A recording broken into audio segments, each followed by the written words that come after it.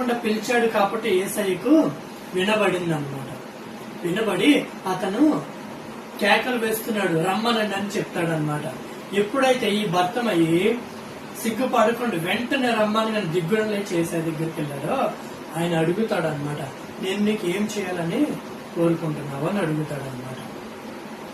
ఆయన ఏమంటాడంటే, నాకు కన్ను దృష్టి కావాలి, నాకు చిన్నప్పటి నుంచి కూడా కన్ను దృష్టి లేదు, నాకు కన్ను దృష్టి కావాలి అని అడుగుతాడు అనమాట. ఎలా అడగగలిగాడు, ఎలా తెలిసి తనకి యేసయ్య చేయగలడు అంటే, ఇంతకు ముందు మనం విన్నట్టుగానే వాక్యాలు దేవుడు చాలా అద్భుతమైన కార్యాలు చేశాడు. అవన్నీ బహుశా ఈయనకి తెలుసు అనుకుంటా. మనం చెప్పుకున్నాము జక్కయ్య విషయంలో. జక్కయ్యేమో యేసయ్యని చూడాలనుకుంటే యేసయ్యే పేరు పెట్టి జక్కని పిలిచాడు అనమాట.